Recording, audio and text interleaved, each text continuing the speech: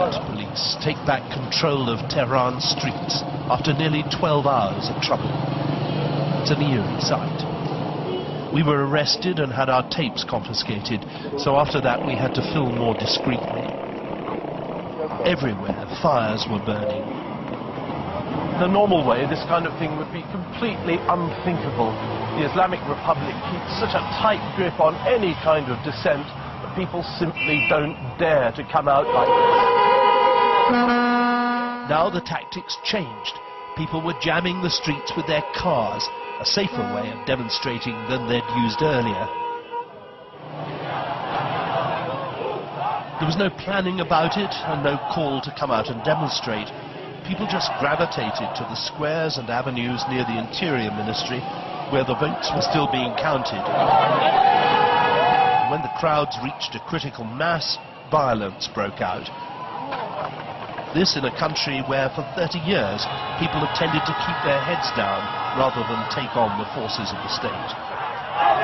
Nothing has been seen on the streets of Tehran like this since the revolution, right back in 1979. This shows the real intensity of feeling. These people feel that their election has been stolen from them, and they're showing it in a way that Iranians are not used to doing. This government won't allow us to say what we want. We want freedom! We want freedom! We want freedom! At least 4 police motorbikes were burning in the middle of the street. The crowd had chased the riders off and beaten them. And when a secret policeman tried to stop us filming, the crowd turned on him and chased him away.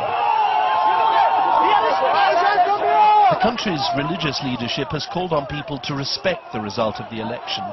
But the man the crowd believed had really won, Mir Hossein Mousavi, insisted that he wouldn't surrender to what he called this dangerous charade.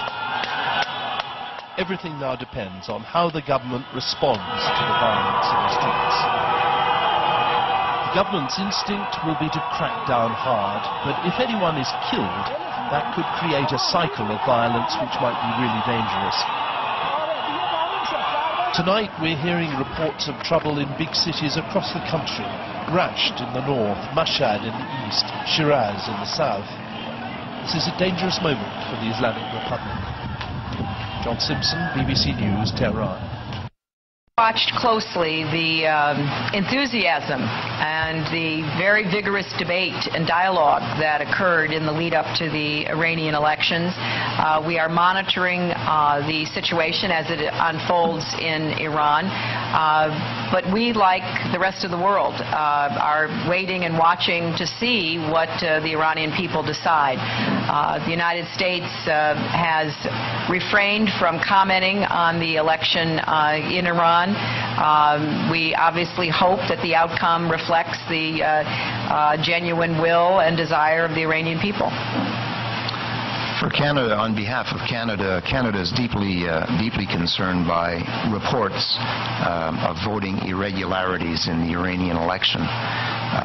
We're troubled by reports of intimidation of opposition candidates' offices by security forces. We've tasked our embassy officials in Tehran to closely monitor the situation, and Canada's calling on Iranian authorities to conduct fair and transparent counting of all ballots.